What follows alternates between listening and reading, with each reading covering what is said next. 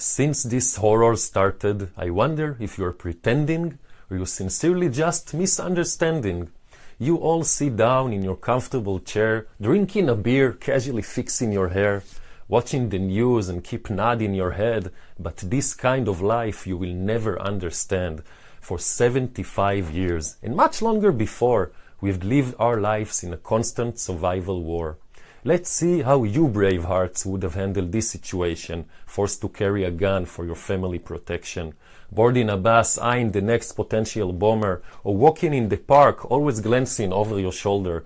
Send your child to school with gas mask under his arm, knowing by heart the sound of an alarm, going to bed with a knife under the pillow to protect your wife from becoming a widow.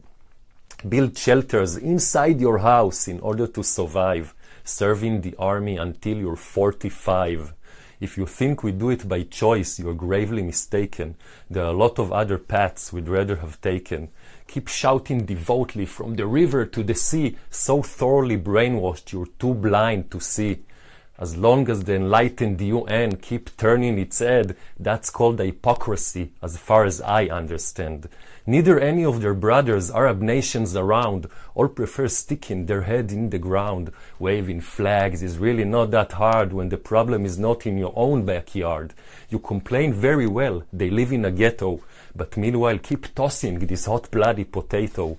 This is an international problem, in case you haven't yet understood. Look what's going on now in your own neighborhood. Let's see how you gently take care with all those radical Muslims you have such a close affair. When they rampage your roads and burn in the streets, you're probably gonna send them to yoga retreats. Suddenly, when your gentle neck got stringed, all your government naturally becoming right-winged. So what the fuck do you want from us? Let's see you all go to bed with Hamas, organization that believes in massacre and slaughter. I want to see how you react when someone touches your daughter. Babies were cooked in the oven and pregnant women got raped, but surprisingly then your mouth got taped. I really think that we are a bunch of nuts, funding missiles that are launched directly at us. Instead of building health and educational systems, Hamas is forcing its citizens to become its own victims, uses its hospital as a chain of armed bunkers, holding children hostages like a bunch of numbers. How can you come to an agreement with any organization that uses civilians as a shield for its own protection? I hope one day you realize the complexity. This is not our decision, much more a necessity.